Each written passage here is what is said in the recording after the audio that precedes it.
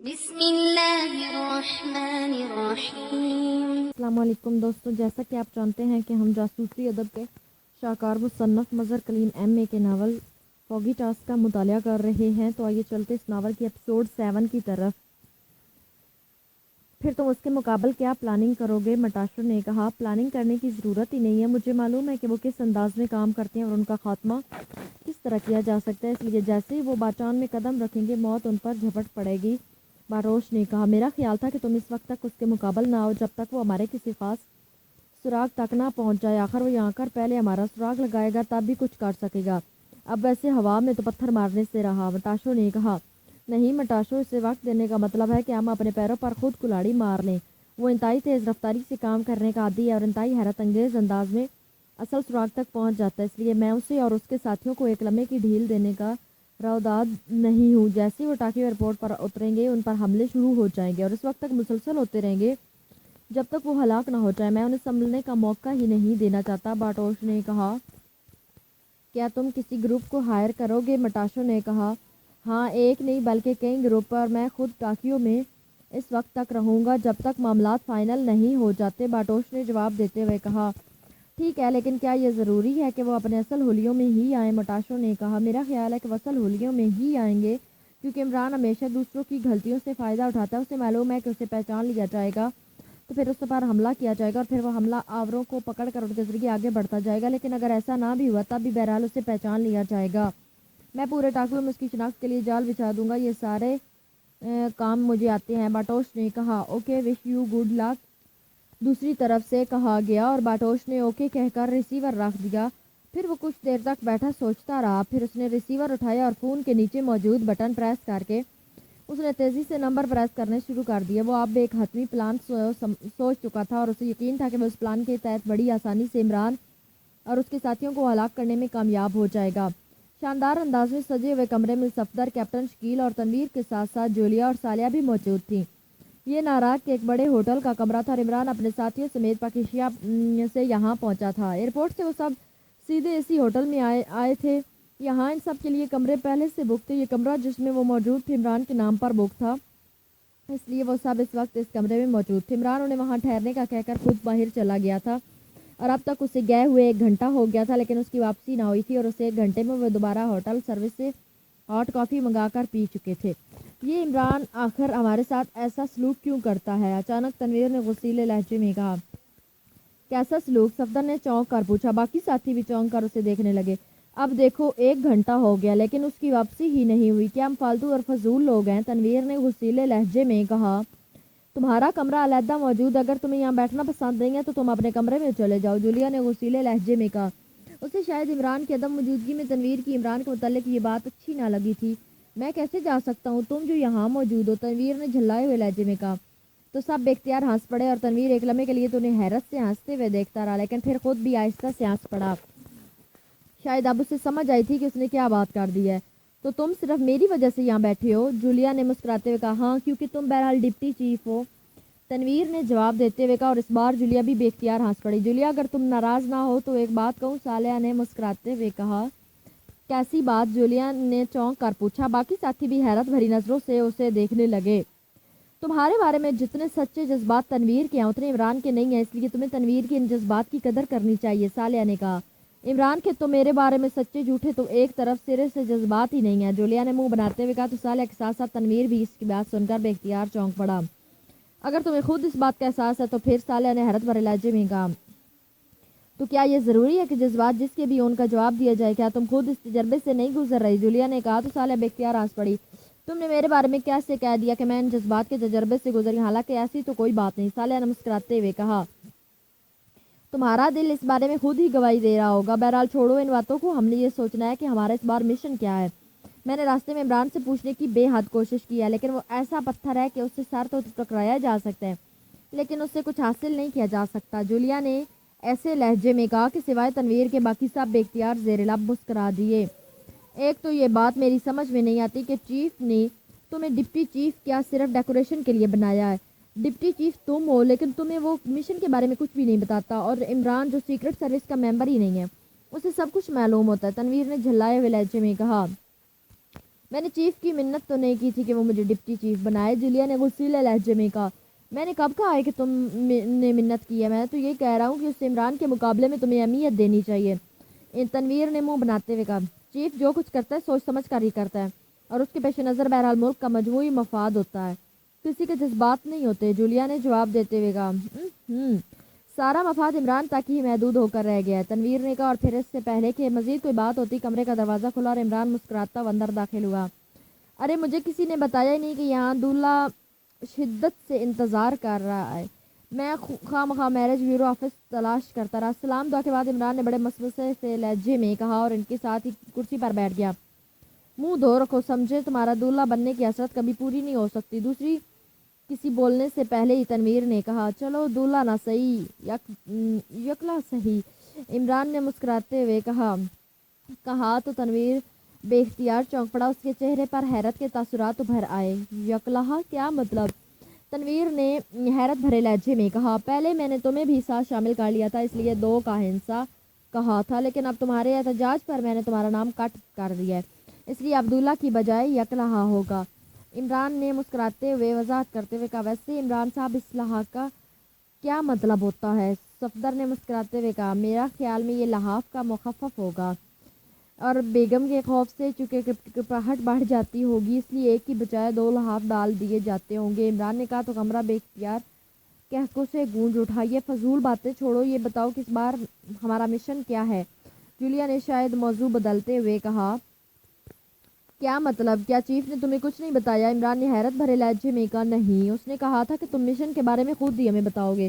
Julia نے کہا، حد ہے، اب بولنے میں بھی کنجوسی شروع ہو گیا، بہرحال میں بتا دیتا ہوں، اس لیے کہ اس بار مقابلہ انتہائی سخت ہوگا اور ہو سکتا ہے کہ بعد میں ہم کسی کے پاس واقعی بات کرنے کا بھی وقت نہ ہو۔ عمران نے سنجیدہ لہجے میں کہا تو سب کے چہروں پر گہری سنجیدگی کے تاثرات نمایاں ہو گئے، کیونکہ عمران کی یہ سنجیدگی بتا رہی تھی یہ مشن انتہائی سخت ہے۔ باچان پاکیشیا کا دوست ملک ہے اور باچان کے ساتھ پاکیشیا کے ایسے معاہدے موجود ہے کہ جن سے پاکیشیا کو انتہائی دور رس مفادات حاصل ہوتے ہیں، خاص طور پر پاکیشیا کی ترقی میں باچان کی ٹیکنالوجی کا کافی ہاتھ ہے، اور باچان کو ٹکڑوں میں تقسیم کرنے کی ایک روسیائی سازش کی جا رہی ہے۔ تم سب کو معلوم ہے کہ باچان کئی چھوٹے بڑے جزیروں پر مشتمل ایک ملک ہے، اور اس میں فیوگی جزیرہ خاص اہم ہے۔ اس فیوگی جزیرے کے گرد چھوٹے بڑے جزیرے ہیں، ایک خفیہ تنظیم جس کا نام فیوگی ٹاسک ہے، فیوگی اور اس کے گرد موجود 4 چھوٹے جزیروں کو باچان سے علیحدہ کر کے علیحدہ ملک فیوگی اسٹیٹ بنانے کے لیے کام کر رہی ہے۔ یہ سارا کام روسیا کی پشت پناہی سے ہو رہا ہے، اور اس قدر خفیہ طور پر ہو رہا ہے کہ حکومت باچان کو بھی اس کا علم نہ ہو سکا۔ فیوگی ٹاسک نے ایک اور گروپ بنایا ہوا تھا جس کا نام موہاکو گروپ تھا، اور یہ موہاکو گروپ پاکیشیا کے ایک زرق گروپ سے انتہائی حساس نوعیت کا اسلحہ حاصل کرتا تھا، اور زرق گروپ یہ اسلحہ روسیائی ریاستوں سے بہادرستان کے راستے پاکیشیا اور پھر پاکیشیا سے باچان منتقل کرتا تھا کہ اتفاقی واقعے کی بنیاد پر اس بارے میں حکومت باچان اور حکومت پاکیشیا کو علم ہو گیا، جس پر باچان حکومت نے اپنے ایجنٹوں کو اس موہاکو گروپ کے خلاف حرکت دی، جبکہ پاکیشیا میں زرق گروپ کی تلاش شروع ہوئی۔ باچان میں ایک انتہائی معروف سیکرٹ ایجنٹ باٹوش ہے، یہ ایجنٹ پہلے اکریمیا کی بلیک ایجنسی میں کام کرتا رہا ہے، پھر باچان شفٹ ہو گیا، اس نے وہاں بے شمار شاندار کارنامے سر انجام دیے ہیں۔ موہاکو گروپ کی سرکوبی کا مشن باٹوش کو دیا گیا۔ اس باٹوش نے چند روز کی کوشش سے موہاکو گروپ کو نہ صرف ٹریس کر لیا بلکہ پکڑ کر حکومت کے حوالے کر دیا، لیکن فیوگی ٹاسک نے اس جیل خانوں کو ہی بموں سے اڑا دیا جس میں موہاکو گروپ کے چند لوگ قید تھے۔ بہرحال اس سے یہ بات ہو گئی کہ موہاکو گروپ ختم ہو گیا۔ اس وقت تک البتہ فیوگی ٹاسک کا کسی کو علم نہ تھا۔ باچان کے چیف سیکرٹری آنرویل شوٹو سر سلطان کے بے تکلف دوست تھے، انہوں نے سر سلطان پر طنز کیا کہ اگر پاکیشیا کے ایجنٹ زرق گروپ کو ٹریس نہیں کر سکتے تو وہ باچانی ایجنٹ وہاں بھیج دیتے ہیں، جس کا سر سلطان نے انتہائی برا منایا، اور انہوں نے یہ بات چیف تک پہنچا دی۔ چیف نے فوری طور پر اس پر کام شروع کر دیا، پھر اس گروپ کے 2 عام آدمیوں کو گرفتار کر کے ملٹری انٹیلیجنس تک پہنچایا گیا اور ان کے ذمہ باقی کام لگایا گیا، جس کے نتیجے میں ملٹری انٹیلیجنس نے اس پورے گروپ کو ٹریس کر کے ان کا خاتمہ کر دیا، لیکن اس کے ساتھ ہی یہ بات بھی سامنے آ گئی کہ موہاکو گروپ ایک اور تھی۔ اصل مسئلہ فیوگی ٹاسک کا ہے، اور فیوگی ٹاسک کا مشن بھی سامنے آ گیا، اور دوسری بات یہ سامنے آئی کہ باٹوش اور دراصل فیوگی ٹاسک کا خاص آدمی ہے، اور اس نے فیوگی ٹاسک سے ساز باز کر کے حکومت باچان کو فوری طور پر مطمئن کرنے اور فیوگی ٹاسک کو اوپن ہونے سے بچانے کے لیے چند غیر متعلق افراد کو موہاکو گروپ کے طور پر سامنے لایا، اور پھر خود ہی اس جیل پر بمباری کرا کر انہیں ختم کر دیا۔ یہ اطلاع جب باچان حکومت کو ملی تو باٹوش کو بھی اس کا علم ہو گیا، اس لیے باٹوش غائب ہو گیا اور لامحالہ وہ فوگی ٹاسک کے لیے کھل کر کام کرے گا۔ حکومت باچان کے ایجنٹوں نے بھی حد کوشش کی لیکن وہ فوگی ٹاسک کو ٹریس نہیں کر سکے، جس پر باچان حکومت نے chief of Pakistan secret service سے درخواست کی کہ پاکستان سیکرٹ سروس کو فوگی ٹاسک کو ٹریس کرنے اور اسے ختم کرنے میں حکومت باچان کی مدد کے لیے بھیجا جائے۔ چیف کو چونکہ علم ہے کہ باچان کی سلامتی پاکستان کے بہترین مفادات میں ہے، اس لیے اس نے حکومت باچان کی درخواست منظور کر لی، اور جس کے نتیجے میں آپ سب یہاں موجود ہیں۔ عمران نے مسلسل بولتے ہوئے کہا، تو سب کے چہروں پر انتہائی حیرت کے تاثرات ابھر آئے، لیکن ہم تو یہاں ناراض میں ہیں، باچان میں تو نہیں ہے۔ جولیا نے حیرت بھرے لہجے میں کہا، فوگی ٹاسک کا ہیڈ کوارٹر لازماً ناراک میں بنایا گیا ہوگا۔ صفدر نے کہا، نہیں، یہاں ایسا کچھ بھی نہیں ہے۔ دراصل میں نے کافی عرصے سے ناراک کی سیر نہیں کی تھی، اس لیے میں نے سوچا کہ چلو مشن تو مکمل ہوتا رہے گا، اسی بہانے ناراک کی سیر ہی کر لی جائے۔ عمران نے مسکراتے ہوئے کہا، تم پھر پٹڑی سے اترنے لگے ہو، سیدھی طرح بتاؤ کہ تم یہاں کیوں آئے ہو۔ جولیا نے تیز لہجے میں کہا، میرا خیال ہے کہ عمران صاحب باٹوش کو چکر دینے کے لیے یہاں آئے ہیں۔ اچانک خاموش بیٹھے ہوئے کیپٹن شکیل نے کہا تو عمران سمیت سب بے اختیار چونک پڑے۔ باٹوش کو چکر دینے کے لیے کیا مطلب؟ جولیا نے حیران ہو کر کیپٹن شکیل سے پوچھا۔ جہاں تک میرا خیال ہے عمران صاحب کی باٹوش سے خاصے دوستانہ تعلقات ہیں، کیونکہ ایک بار ایکریمیا میں جب عمران صاحب کی باٹوش سے ملاقات ہوئی تھی تو میں عمران صاحب کے ساتھ تھا، اور باٹوش کو یقیناً اس بات کا علم ہو گیا ہوگا کہ Pakistan secret service foggy task کے خلاف کام کرنے باچان آ رہی ہے، اس لیے اس نے عمران صاحب اور پاکستان سیکرٹ سروس کے شایع نشان استقبال کے انتظامات کر رکھے ہوں گے۔ اس لیے عمران صاحب براہ راست باچان جانے کے بجائے یہاں ناراک آ گیا، تاکہ یہاں سے اس انداز میں باچان پہنچا جائے کہ باٹوش کو اس کا علم نہ ہو سکے۔ کیپٹن شکیل نے اپنی بات کو وضاحت دیتے ہوئے کہا تو سب کے سب حیران ہو گئے، اس کے لیے پاکستان سے یہاں اتنی دور آنے کی کیا ضرورت تھی؟ کہیں نزدیک بھی تو جایا جا سکتا تھا، وہاں پاکستان سے ہی میک اپ کر کے باچان پہنچا جا سکتا تھا۔ نہیں، یہ بات نہیں ہو سکتی، یقیناً فوگی ٹاسک کا کوئی نہ کوئی سلسلہ یہاں ناراک میں لازماً ہوگا۔ صفدر نے کہا، تم بتاؤ کیا بات ہے؟ جولیا نے خاموش بیٹھے ہوئے عمران سے کہا، جو اطمینان سے بیٹھا مسکرا رہا تھا۔ دونوں ٹھیک کہہ رہے ہیں، ویسے مجھے واقعی بعض اوقات کیپٹن شکیل کے تجزیے سے خوف آنے لگ جاتا ہے۔ مجھے بعض اوقات تو یوں لگتا ہے جیسے کہ یہ کسی قدیم ترین دور کے معبد کے پجاری کی روح ہو، جن کے متعلق مشہور تھا کہ وہ صدیوں آگے دیکھنے کی صلاحیت رکھتے تھے۔ عمران نے کہا تو سب بے اختیار ہنس پڑے، لیکن اس سے پہلے کہ مزید کوئی بات ہوتی ٹیلی فون کی گھنٹی بج اٹھی تو عمران نے جلدی سے ہاتھ بڑھا کر ریسیور اٹھا لیا، اور ساتھ ہی اس نے لاؤڈر کا بٹن بھی پریس کر دیا۔ یس، علی عمران بول رہا ہوں، عمران نے کہا۔ کارل بول رہا ہوں فرینس، دوسری طرف سے ایک مردانہ آواز سنائی دی۔ ہاں، کیا رپورٹ ہے؟ عمران نے پوچھا۔ پرنس، باچان کے دو گروپ آپ کا باچان میں انتظار کر رہے ہیں، ان میں سے ایک گروپ پاٹونا کہلاتا ہے، اس کا چیف سٹار نامی ایک شخص ہے۔ یہ گروپ انتہائی جدید ترین کیمرے اور مشینری استعمال کرتا ہے، اس نے پورے ٹوکیو میں تقریباً ہر چوک پر، ہر ہوٹل، انٹرنس پر، ایئرپورٹ، ریلوے اسٹیشن اور ٹوکیو میں داخل ہونے والے ہر راستے پر ڈبل ایکس کیمرے نصب کر دیے ہیں۔ اس طرح آپ چاہے کسی بھی میک اپ میں ہو، آپ کو چیک کر لیا جائے گا۔ اس کے ساتھ ساتھ سٹار نے ٹوکیو میں اپنے 2 خصوصی ٹاور سپاٹ بھی بنائے ہوئے ہیں، اس میں یہاں انتہائی وسیع رینج کے خصوصی کیمرے لگے ہوئے ہیں جو دور دور تک چیکنگ کرتے ہیں۔ ان میں سے ایک باٹونا ہوٹل کی 18ویں منزل کے اوپر نصب ہے اور دوسرا ٹوکیو ٹاور کے اوپر والے حصے پر۔ اس کے علاوہ انہوں نے خصوصی سیٹلائٹ کے ذریعے بھی چیکنگ کا انتظام کر رکھا ہے۔ دوسری طرف سے تفصیل بتاتے ہوئے کہا گیا تو عمران اور اس کے ساتھیوں کے چہروں پر حیرت کے تاثرات پھیلتے چلے گئے۔ بہت خوب، باقی جدید ترین انتظامات ہیں، لیکن ان کیمروں میں کسی کا چہرہ فیڈ کیا گیا ہے چیکنگ کے لیے؟ عمران نے پوچھا۔ آپ کا؟ دوسری طرف سے کارل نے جواب دیا۔ گڈ، دوسرا گروپ کون ہے اور کیا کر رہا ہے؟ عمران نے مسکراتے ہوئے کہا، دوسرے گروپ کا نام باٹو گروپ ہے، اس کے چیف کا نام ماسٹر ہے۔ یہ انتہائی تیز رفتاری سے کام کرنے والے لوگ ہیں اور ان کا جال پورے ٹوکیو میں پھیلا ہوا ہے۔ پاٹونا گروپ چیکنگ کر کے انہیں آپ کی نشاندہی کرے گا، اور یہ گروپ آپ پر چاروں طرف سے گولیوں، بم اور میزائل بیک وقت فائر کرا دے گا، اور اس وقت تک آپ پر مسلسل حملے جاری رہیں گے جب تک کہ آپ کا خاتمہ نہیں ہو جاتا، چاہے اس کے لیے انہیں ٹوکیو کی آدھی سے زیادہ آبادی کا خاتمہ بھی ساتھ ہی کیوں نہ کرنا پڑے۔ کارل نے کہا، بہت خوب، اور کچھ؟ عمران نے کہا، ٹوکیو میں یہ مکمل انتظام ہے، اس کے علاوہ ہر جزیرے کے داخلے کے راستوں پر دونوں گروپ کے انتظامات ہیں، خاص طور پر ایئرپورٹ پر۔ کارل نے جواب دیا۔ تمہیں اس قدر تفصیلی معلومات کیسے مل گئی؟ عمران نے کہا، آپ کو تو معلوم ہے کہ میرا مخبر تمام گروپس میں ہے، اس لیے میرے لیے معلومات حاصل کرنا کوئی مسئلہ نہیں ہے۔ کارل نے جواب دیا۔ اوکے، بے حد شکریہ، عمران نے کہا اور ریسیور رکھ دیا۔ تم نے سن لی اپنی استقبالیہ انتظامات کی تفصیل؟ عمران نے مسکراتے ہوئے کہا یہ سارے انتظامات تمہارے لیے ہیں، تم یہاں رہو یا واپس پاکیزیا چلے جاؤ، ہم کام کر لیں گے۔ تنویر نے کہا کیا کام کرو گے؟ عمران نے مسکراتے ہوئے کہا اس فوگی ٹاسک کو ٹریس کر کے اس سے ختم کریں گے۔ اور کیا کریں گے؟ تنویر نے منہ بناتے ہوئے کہا فضول باتیں مت کرو، فوگی ٹاسک وہاں گلے میں ڈھول ڈالے تمہارا انتظار میں نہیں ہوگا، انتہائی کٹھن مشن ہے۔ جو تنظیمیں کسی ملک کے خلاف کام کر رہی ہوتی ہیں وہ ایک دو آدمیوں پر مشتمل نہیں ہوا کرتی اور نہ ہی ان کے انتظامات اور وسائل محدود ہوتے ہیں۔ جولیا نے کہا تو تنویر کے چہرے پر ہلکی سی شرمندگی کے تاثرات ابھر آئے۔ میرا خیال ہے کہ عمران صاحب ایسے اسپیشل میک اپ جانتے ہیں کہ انہیں یہ کیمرے ٹریس ہی نہیں کر سکتے۔ صفدر نے کہا نہیں، تب بھی اتنا کاشن ضرور مل جاتا ہے کہ آدمی میک اپ نہیں ہے۔ عمران نے کہا تو پھر؟ جولیا نے پریشان ہو کر کہا پریشان ہونے کی ضرورت نہیں، کارل نے جو کچھ بتایا ہے اس میں سارے مسئلے کا حل بھی موجود ہے۔ باٹوش نے یہ بات فرض کر لیا کہ میں بہرحال میک اپ میں ٹاک آؤں گا، ویسے عام حالات میں تو شاید ایسا ہی ہوتا ہے، لیکن اب ایسا نہیں ہوگا۔ اب میں اپنی اصل شکل میں وہاں جاؤں گا۔ جب میرے چہرے پر میک اپ نہیں ہوگا تو ظاہر ہے کیمرے اسے چیک نہیں کریں گے، اور جب تک وہ چیک نہ کرے تب تک دوسرے گروپ کو کاشن نہیں ملے گا۔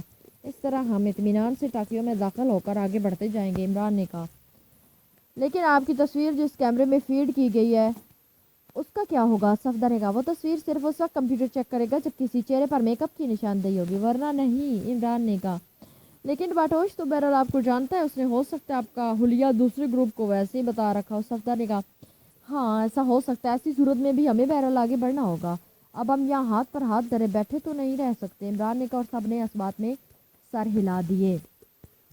باٹوش فوگی شوٹنگ کلب میں اپنے آفس میں موجود تھا کہ سامنے موجود فون کی گھنٹی بج اٹھی اور باٹوش نے ہاتھ بڑھا کر ریسیور اٹھا لیا۔ یس راسکو بول رہا ہوں، باٹوش نے اپنا نیا نام بتاتے ہوئے کہا۔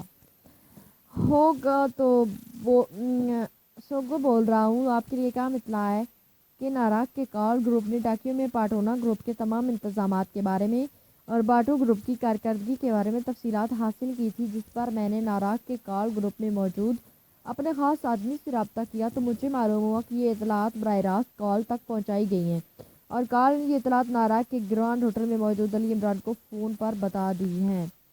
جس پر میں نے وہاں چیکنگ کرائی تو مجھے بتایا گیا کہ عمران اور ساتھی سمیت جس میں 2 عورتیں اور 3 مرد شامل ہیں ہوٹل گرانڈ میں موجود ہیں۔ ایک عورت اور مرد پاکیزیائی ہیں، بلکہ ایک عورت سوئس مساد ہے۔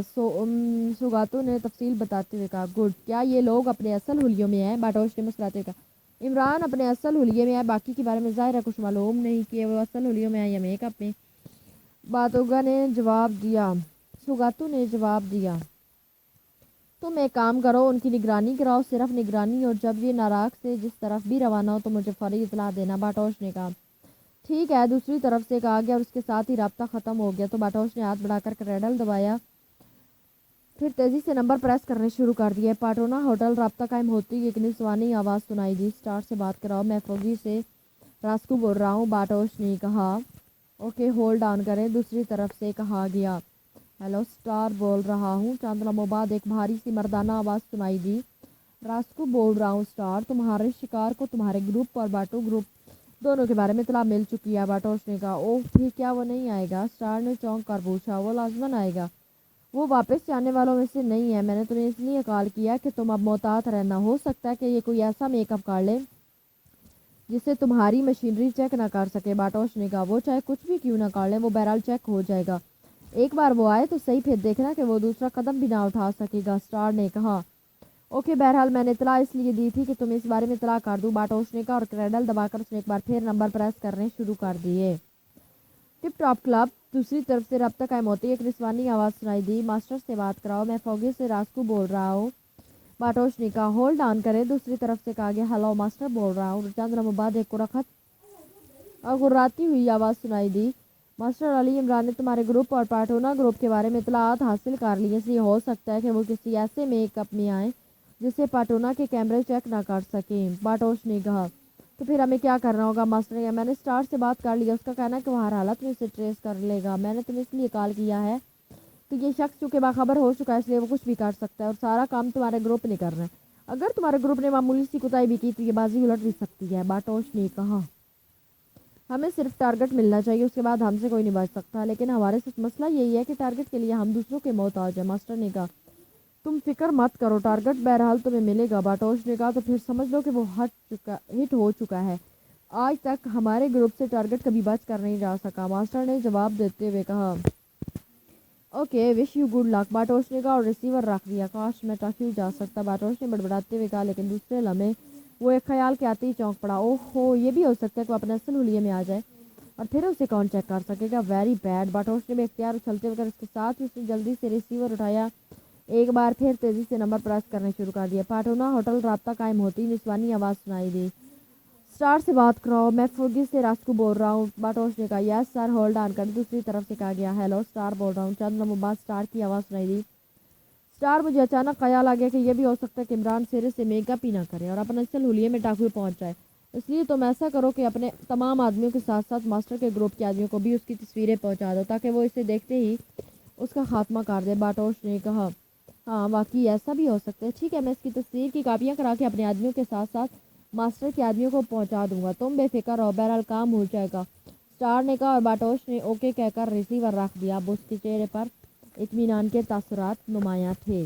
طیارہ ٹوکیو کے بین الاقوامی ایئرپورٹ پر اترا تو عمران مسافروں کے ساتھ چلتا ہوا آگے بڑھتا چلا گیا۔ عمران اس فلائٹ کے ذریعے اکیلا آیا تھا، جبکہ اس کے ساتھی اس کے بعد کی فلائٹ میں آنے والے تھے۔ مختلف کاؤنٹر سے گزرنے کے بعد جب وہ پبلک لاؤنج میں پہنچا تو عمران نے خاص طور پر ادھر ادھر دیکھا، لیکن اسے نہ ہی کہیں خصوصی کیمرے نظر آئے اور نہ ہی کوئی مشکوک آدمی۔ بہرحال وہ سب مسافر آگے بڑھتے ہوئے ایئرپورٹ سے باہر نکل کر ٹیکسی سٹینڈ کی طرف بڑھ ہی رہے تھے کہ اچانک تڑتڑاہٹ کی آواز فضا میں گونجی اور اس کے ساتھ ہی عمران کے دائیں طرف سے دو انسانی چیخیں ابھری۔ جبکہ عمران نے آواز سنتے ہی لاشعوری طور پر غوطہ مارا تھا اور یہ غوطہ اسے در حقیقت بچا گیا تھا۔ غوطہ مار کر عمران تیزی سے ایک کار کی اوٹ میں آ گیا۔ وہاں سڑک پر ایک مرد اور ایک عورت پڑے تڑپ رہے تھے اور ہر طرف افراتفری سی مچ گئی تھی۔ لوگ پاگلوں کی طرح ادھر ادھر دوڑ رہے تھے۔ کار خالی تھی۔ فائرنگ کی سمت بتا رہی تھی فائرنگ ایئرپورٹ کی اوپر والی گیلری سے کی گئی ہے، لیکن پہلی فائرنگ کے بعد اب دوبارہ فائرنگ نہ کی گئی تھی اور اب ہر طرف پولیس کاریں پہنچ چکی تھی۔ اس کار کی دوسری طرف جہاں عمران موجود تھا وہاں دیوار تھی اور عمران دیوار اور کار کے درمیان دبکا ہوا تھا۔ جس وقت اس نے فائرنگ کی آواز سنی تھی اس وقت وہ اس کار کے انجن سے ذرا آگے تھا، اس لیے غوطہ مارتے ہوئے تیزی سے کار کے سامنے سے ہو کر سائیڈ میں دبک گیا تھا۔ اسے معلوم تھا کہ باٹو گروپ نے اسے چیک کر لیا ہے اور اب وہ مسلسل اس پر فائر کھولے گی، جبکہ اس کے پاس کسی قسم کا کوئی اسلحہ موجود نہ تھا، کیونکہ بین الاقوامی ایئرپورٹ پر سب سے زیادہ چیکنگ اسلحے اور منشیات کی ہوتی تھی۔ عمران اس لیے مطمئن تھا کہ وہ چونکہ اصل حلیے میں اس لیے اسے کیمرے پہچان نہ سکیں گے اور جب تک کیمرے اسے نہ پہچانیں گے اس وقت تک باٹو گروپ کو حملے کا کوشن نہ ملے گا۔ لیکن یہاں پہنچتے اس کے سب اندازے غلط ثابت ہو گئے۔ اسے خطرہ تھا کہ اگر اس نے سر اوپر کیا تو ہو سکتا ہے کہ وہ کار پر بھی میزائل مار دے، اس لیے وہ نیچے ہی دبکا رہا تھا۔ پھر اس نے تیزی سے کار کا کبھی دروازہ کھولنے کی کوشش کی تو اسے یہ دیکھ کر اطمینان ہو گیا کہ کار کا کبھی دروازہ لاک نہ تھا۔ اس نے آہستہ سے کار کا دروازہ کھولا، پھر کسی سانپ سے انداز میں رینگتا ہوا کار کی دونوں سیٹوں کے درمیان گھس گیا۔ ساتھ ہی اس نے آہستہ سے کار کا دروازہ بند کر دیا۔ دوسرے لمحے دوڑتے ہوئے قدموں کی آوازیں سنائی دی۔ نکل گیا، آگے چیک کرو، وہ قریب ہی ہوگا، اسے بچ کر نہیں جانا چاہیے۔ ایک چیختی ہوئی آواز عمران کے کانوں میں پڑی اور پھر بھاگتے ہوئے قدموں کی آوازیں دور چلی گئی۔ عمران نے بے اختیار ایک طویل سانس لیا۔ وہ واقعی قسمت کا دھنی تھا کہ چند لمحوں کا فرق پڑا تھا، ورنہ اسے اس جگہ زیادہ آسانی سے ہٹ کر دیا جاتا۔ پھر اس سے پہلے کہ وہ مزید اقدام کے بارے میں سوچتا، کار کا آگے والا دروازہ کھلا اور کوئی آدمی بجلی کی سی تیزی سے ڈرائیونگ سیٹ پر بیٹھا۔ دوسرے لمحے کار ایک جھٹکے سے آگے بڑھ گئی۔ عمران ہونٹ بیچے خاموش دبکا ہوا تھا۔ عمران کو معلوم تھا کہ جب تک اس گروپ کے سرگنا کو کور کر کے اس گروپ کو اس کام سے ہٹایا نہیں جائے گا یہ لوگ اس پر مسلسل اور اندھا دھند فائر کرتے رہیں۔ ہیلو مساکو بول رہا ہوں، 31 مساکو۔ اچانک ڈرائیونگ سیٹ سے ایک آواز سنائی دی۔ یس ماسٹر، ہم نے اپنے شکار کو چیک کر لیا تھا، ہم نے اس پر فائر کھول دیا لیکن وہ بچ کر نکل گیا۔ اب ہم اس کو چیک کر رہے ہیں، اس پوائنٹ کو ہم نے چھوڑ دیا ہے کیونکہ وہاں پولیس چیکنگ کر رہی ہے۔ اس نوجوان نے چند لمحے خاموش رہنے کے بعد دوسری طرف سے کچھ سننے کے بعد جواب دیا اور عمران نے بے اختیار ایک طویل سانس لیا۔ قدرت نے خود بخود اسے چانس دے دیا تھا کہ وہ اس مساکو کی کار میں ہی چھپا تھا جس نے اس پر حملہ کیا یا گرایا تھا، اور اب اس کار کے لاک نہ ہونے کی وجہ بھی سمجھ میں آئی تھی، ورنہ عام طور پر ایسی جگہوں پر کار کو لاک کیے بغیر نہیں چھوڑا جاتا تھا، لیکن مشن کے دوران کاروں کو لاک کرنا چونکہ اپنے آپ کو رسک میں ڈالنے کے ارادہ ہوتا ہے، اس لیے مجرم مشن کے دوران کاریں لاک نہیں کیا کرتے تاکہ اسے کھولنے میں وقت ضائع نہ ہو اور وہ فوری طور پر کھل سکے۔ میرا خیال ہے ماسٹر کہ پولیس نے مجھے چیک کر لیا ہے، اس لیے تو میں فوری طور پر وہاں سے نکل آیا ہوں۔ چند لمحوں تک دوسری طرف کی بات سننے کے بعد مساکو نے جواب دیا۔ اوکے ماسٹر، ٹھیک ہے، میں 0 پوائنٹ پر چلا جاتا ہوں، مساکو نے کہا اور اس کے ساتھ ہی خاموشی طاری ہوگی۔ عمران خاموش عقبی سیٹوں کے درمیان دبکا رہا۔ کار مختلف سڑکوں پر دوڑتی آخرکار ایک سائڈ پر مڑی اور اس کے ساتھ ہی اس کی رفتار خاصی آہستہ ہو گئی. پھر وہ ایک جھٹکے سے رک گئی اور اس کے ساتھ ہی 3 بار مخصوص ہارن بجایا گیا. عمران سر نہ اٹھا سکتا تھا کیونکہ اس طرح وہ بیک مرر سے نظر آ جاتا اور عمران اس وقت تک حرکت میں نہ آنا چاہتا تھا جب تک وہ کسی محفوظ جگہ پر نہ پہنچ جاتا. تھوڑی دیر بعد کار نے ایک بار پھر حرکت کی. پھر وہ تیزی سے دوڑتی آگے بڑھ کر رک گئی. اس کے ساتھ ہی دروازہ کھلا اور مساکو باہر نکل گیا. کار کو چیک نہ کر لیا گیا ہو کافی. اسے اکوی گراج میں لے جا کر کھڑی کر دو. مساکو کی تیز آواز سنائی دی. یس باس. ایک دوسری آواز سنائی دی اور ایک بار پھر کوئی کار میں بیٹھ گیا. دوسرے لمحے کار بیک ہوئی. پھر سائڈ پر ہو کر آگے بڑھتی چلی گئی. پھر کار ایک جھٹکے سے رکی. کچھ دیر تک اسے بیک کیا جاتا رہا. پھر وہ بیک حالت میں ہی کسی گراج میں داخل ہو گئی. سائڈوں سے روشنی آنی بند ہو گئی تھی اس لیے عمران سمجھ گیا تھا کہ یہ کوئی بند گراج ہے. پھر کار رکی اور کار کا دروازہ کھول کر کوئی نیچے اتر رہا تھا کہ عمران نے کار کا بھی دروازہ کھولا اور دوسرے لمحے وہ تیزی سے اچھل کر باہر آ گیا. ارے تم. مکانی کی آواز سنائی دی جو شاید کار کا دروازہ لاک کر کے اب انجن کے سامنے سے گزر کر دوسری طرف آ رہا تھا. اسی لمحے سائڈ سے عمران اچھل کر باہر آئے. ہیلو مسٹر مکانی. عمران بڑے مطمئن انداز میں مسکراتے اس کی طرف مسافر کے لیے ہاتھ بڑھایا.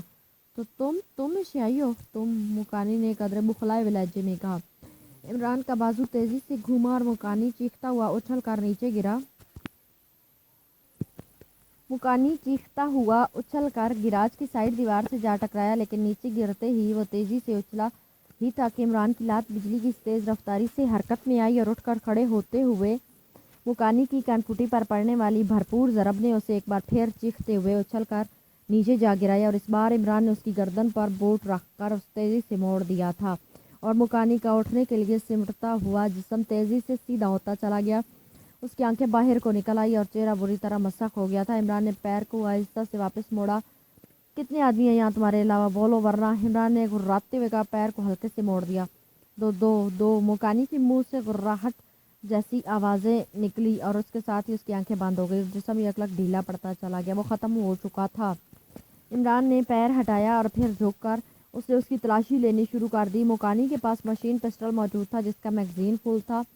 عمران نے مشین پسٹل جیب میں ڈالا اور گراج کے کھلے دروازے سے باہر آ گیا. یہ اس کوٹھی کی عقبی سائڈ تھی اور یہاں 4-5 گراج بنے ہوئے تھے. عمران تیزی سے چلتا ہوا سائڈ سے ہو کر سامنے کے رخ پر آیا لیکن یہاں کوئی آدمی نہ تھا. گراج میں ایک کار پہلے سے موجود تھی. عمران سیڑھیاں چڑھتا ہوا اندرونی طرف کو بڑھ گیا. پھر راہداری میں داخل ہو کر وہ آگے بڑھا تو راہداری ایک اور کمرے کے کھلے دروازے سے اسے مساکو کی آواز سنائی دی. آخر وہ غائب کہاں ہو گیا؟ اسے تلاش کرو ہر صورت میں ہر قیمت پر. وہ کہاں جا سکتا ہے؟ مساکو چیختے انداز میں کہہ رہا تھا. عمران دروازے کے قریب جا کر رک گیا. اب بہرحال اسے یہ تو معلوم ہو گیا تھا کہ یہاں اس مساکو اور مکانی کے علاوہ اور کوئی آدمی نہیں ہے.